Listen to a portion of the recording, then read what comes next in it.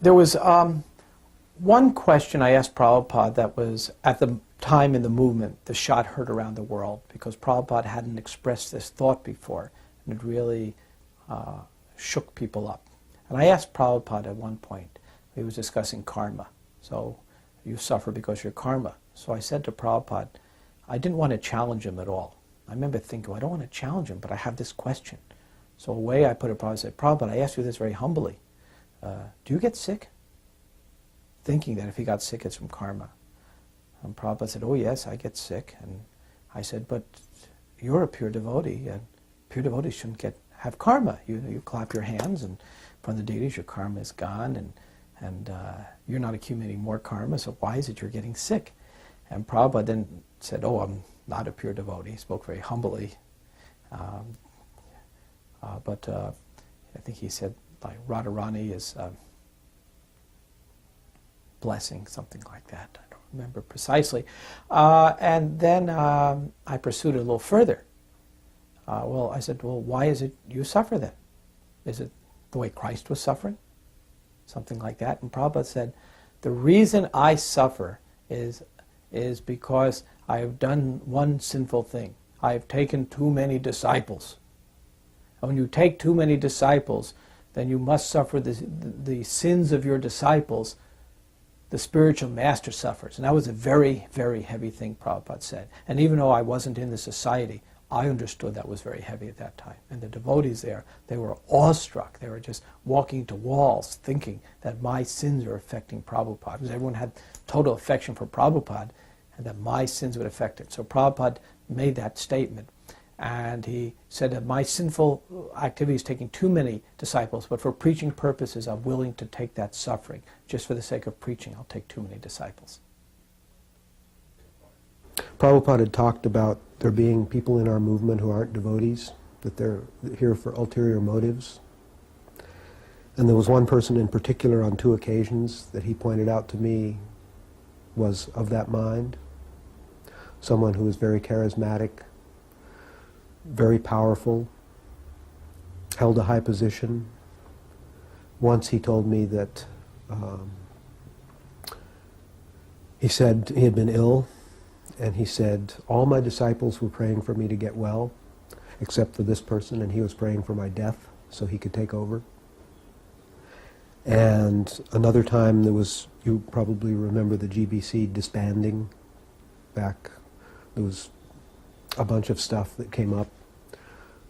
I was traveling with Prabhupada, and the information came that there had been a rezoning of the world and that different people had taken different positions, and he heard about it and he became furious. He said, this is total nonsense.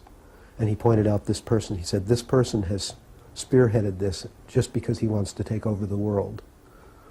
And I remember at that time he said, send a telegram to every center telling them that the GBC is temporarily disbanded. The temple president is the only authority at this time until further notice. He said, you don't need to send anything to New Vrindavan, because at that time he really trusted in Kirtanananda Swami. And he also said, now call Karandar and find out what the truth is. He had implicit faith in Karandar. He turned to Karandar as in many ways as an equal, as I saw it, as someone who was so totally trustworthy in his management and in his ability to be Krishna conscious around all this stuff. But this person was in Vrindavan. I was in Vrindavan 2 weeks before Prabhupada passed. And they asked me to act as his guard. So I was there as his guard and was very moved. As many devotees have probably told you, the situation was very intense, very heavy. Prabhupada's body was very frail. And Brother Bharadraj was singing beautifully, as he always did. Prabhupada absolutely loved Bharadraj and his singing. He would listen to Bharadraj and Yamuna Devi, and when he would hear them sing, he would go into trance. He would just listen. Sometimes he would call me and ask me to put on the Govindam album when it was a record, and he would sit and listen to Yamuna Devi singing Govindam, and he would just go into trance. He would say, "Ah, this is so beautiful. She is such a devotional person. And he would say the same about Bharadwaj. He loved his singing. And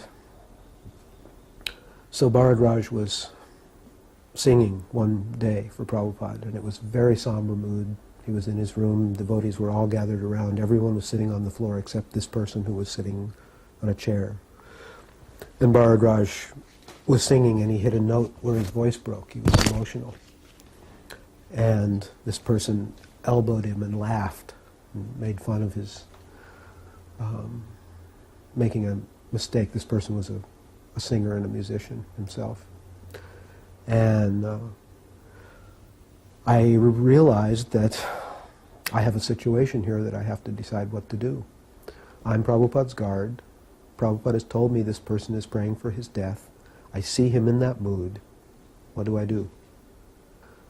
So the alternatives were there. Either kill the person or go to the senior godbrothers and share what I knew. Of course, the first one was out.